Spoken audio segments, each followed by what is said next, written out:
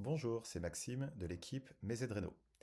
Dans cette vidéo courte, je vais vous montrer comment intégrer le simulateur MaiZReno sur votre site internet, que vous soyez professionnel de la rénovation, artisan, accompagnateur rénov ou bien agent immobilier ou autre, peu importe, vous avez le droit et la liberté d'intégrer gratuitement et sans nous prévenir à l'avance le simulateur sur votre site internet. Voilà comment faire en quelques étapes. Premièrement, vous allez dans le back-office. Donc dans l'outil de gestion de votre site internet, on va prendre le cas d'un site sous WordPress, un CMS, c'est-à-dire un site qui est facile à gérer et à modifier sans avoir de compétences en informatique.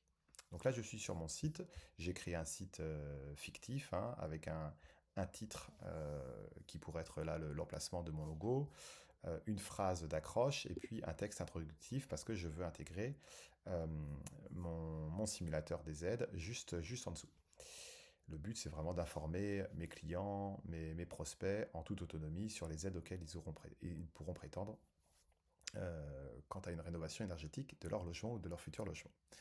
Donc pour ce faire, je vais ajouter un bloc qui va être un bloc HTML. En général, c'est comme ça que ça s'appelle, bloc HTML, custom HTML ou HTML. Donc là, je vais taper HTML et là, je vois le bloc que je vais ajouter. Je vais le placer à cet endroit-là.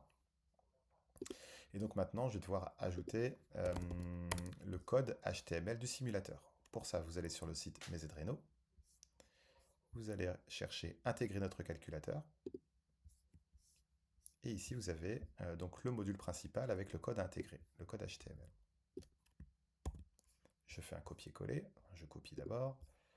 Je vais le copier ici, prévisualiser. Et voilà, il apparaît.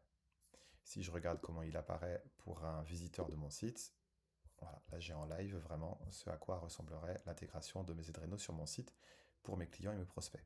Donc là, clairement, vos utilisateurs ont la possibilité bien, de faire le parcours du simulateur et de calculer toutes leurs aides à la rénovation directement depuis votre site, sans sortir de votre site, etc.